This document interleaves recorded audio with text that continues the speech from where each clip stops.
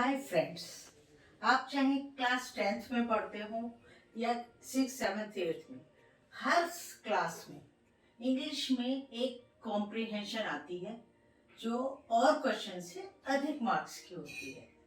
आप चाहते हैं कि आपके इंग्लिश में अच्छे मार्क्स आए, तो कॉम्प्रिहेंशन में पूरे मार्क्स आने बहुत जरूरी है, तभी आपके इंग्लिश में अच्छे मार्क्स आ सकते हैं।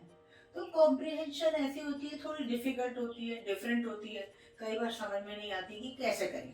तो मैं आपको आज टिप्स देने वाली हूँ ताकि आपकी कॉम्प्रिहेंशन एकदम ठीक हो और आपके कॉम्प्रिहेंशन में पूरे मार्क्स आए। सबसे पहले ये जानिए कि कॉम्प्रिहेंशन का क्या अर्थ होता है। कॉम्प्रिहेंशन का अर्थ होता है अंडरस्टैंडिंग, समझना।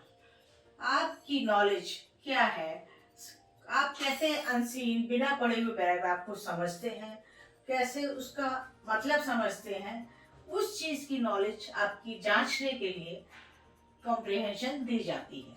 तो कॉम्प्रिहेंशन के मार्क्स पूरे लाने के लिए कुछ टिप्स ये हैं जो मैं देने वाली हूँ। चलिए शुरू करते हैं।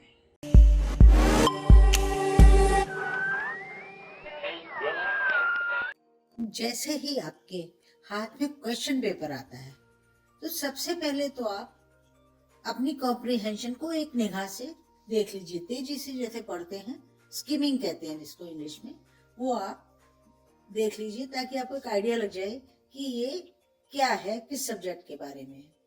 बहुत सारे वर्ड्स ऐसे होंगे जो आपको हो सकता है समझ में ना आए, उन वर्ड्स को अंडरलाइन कर दीजिए और सोचिए कि उसको आप बाद में समझने की कोशिश करेंगे। फिर उसके बाद क्वेश्चंस को देख लीजिए, क्वेश्चंस को ध्यान से देखिए। एक ये ध्यान रखिए कि क्वेश्चन जिस नंबर से है उसी नंबर से आपको आंसर लिखना है। क्वेश्चन 1 फिर क्वेश्चन 2, जैसे जिस नंबर से हैं उसी सीरियल से आपको आंसर्स लिखने हैं। अब अपनी वोकैबुलरी पर ध्यान दीजिए कि आप उन वर्ड्स को समझने की कोशिश कीजिए। एक बात ध्यान रखिए कि एक बार की रीडिंग से कभी भी कॉम्प्रिहेंशन समझ में नहीं आती है, तो आपको कॉम्प्रिहेंशन कम से कम 2 बार जरूर पढ़नी है। अब ध्यान कीजिए अगला पॉइंट कि आपको क्वेश्चन के जो भी आंसर्स हैं वो कंप्लीट आंसर लिखने हैं। ऐसा नहीं कि शॉर्ट में लिख दिया यस ही वेंट।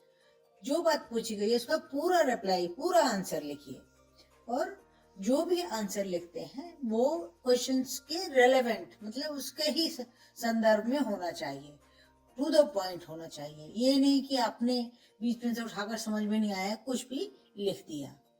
अच्छा, एक आप उसका नेक्स्ट पॉइंट कि टाइटल को ध्यान से देखिए, चाहे वो पैसेज है या पोइट्री है, जो भी है उसको आप ध्यान से पढ़िए कि किस बारे में है। तो वहां पर कीवर्ड्स होते हैं जनरली, कॉजेज, रिजल्ट्स, इफेक्ट्स, उन चीजों को ध्यान से देख लीजिए।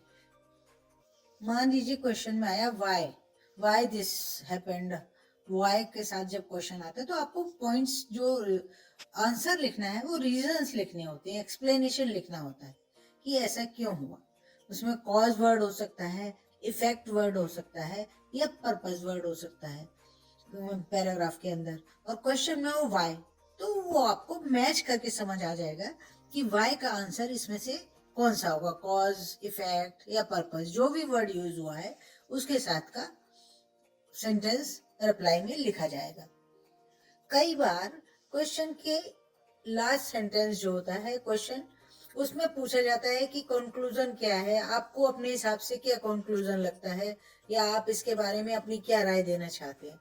तो ये रिप्लाई भी कोई उस पैराग्राफ के अंदर छिपा रहता है, लाइंस के बीच में क्लू होता है, वो छिपा रहता है।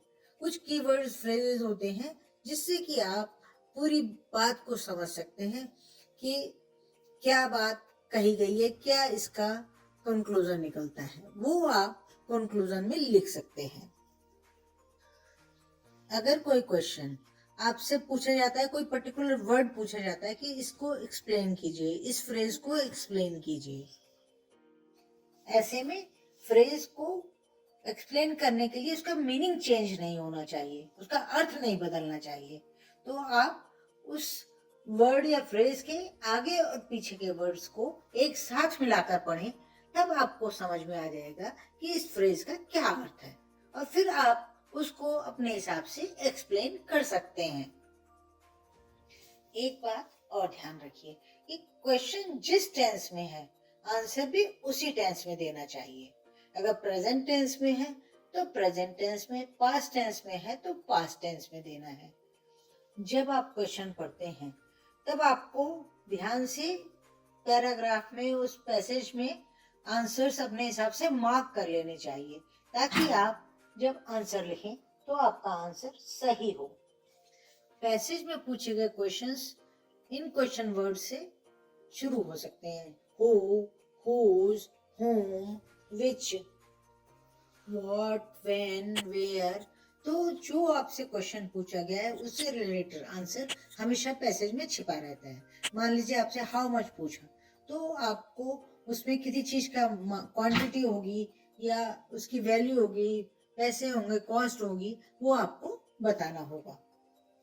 मान लीजिए हाउ लॉन्ग पूछा गया है कोई क्वेश्चन में, हाउ लॉन्ग दिस हैपेंड, कोई भी चीज के बारे में, तो जो भी कोई टाइम उसमें फ्रेम होगा पैराग्राफ में, किस समय तक, किस टाइम के लिए बारे में बात की जा रही है, वो पैराग्राफ पे छुपा होगा। आप उसकी ड्यूरेशन लिख सकते हैं। अभी आपको मैंने बताया था कि जिस टेंस में हो क्वेश्चन, उसी में आंसर लिखना होता है। जैसे मान लीजिए क्वेश्चन में डज आया है, where does she go every day, मान लीजिए ये क्वेश्चन है, तो आपको वर्ब की फर्स्ट फॉर्म में उसी के अनुसार एस या एस लगा करके उसका आंसर लिखना है। She goes every day to her office, तो डज आया, यहाँ गोज, सेम आपकी टेंस हो गया। इसके अलावा मान लीजिए क्वेश्चन में कोई नॉट आया है, तो निगेटिव सेंटेंस क्वेश्चन में है, तो आपको आंसर भी उसी तरह देना है। Why does she not come regularly, तो इसका आप आंसर कैसे लिखेंगे? She does not come regularly because she remains ill. जहाँ डू आया है, डज आया है, आपको उसी तरह आंसर लिखना है। अब मान लीजिए पास्ट टेंस है, how did she go there, तो पास्ट टेंस की बात होगी, तो आप कैसे रिप्लाई करेंगे? She went there by the plane. एक और एग्जांपल देखिए, why did she make a haste, तो इसका आंसर उसी के अनुसार पास्ट टेंस के हिसाब से होगा, she made a haste to reach there in time. Question में मान लीजिए देयर है, how many students are there in your school, तब हम देयर से ही रिप्लाई शुरू करेंगे, there are 800 students in my school. ये छोटे छोटे एग्जांपल्स हैं, उसमें आपके कॉम्प्रिहेंशन में डिफिकल्ट लैंग्वेज में होते हैं, आप उसको समझ करके उसी के अनुसार रिप्लाई करेंगे। एक एग्जांपल और देखते हैं, सेंटेंस कैसे सेम रहता है। What was he doing when you reached there, तो इसका आंसर होगा when I reached there he was studying English। तो जिस लैंग्वेज में आपके क्वेश्चन है उसी लैंग्वेज में आंसर होने से और करेक्ट इंग्लिश होने से आपको पूरे मार्क्स मिल जाते हैं। ध्यान रखिए इन सारी बातों को और कॉम्प्रिहेंशन में पूरे मार्क्स लेकर आइए।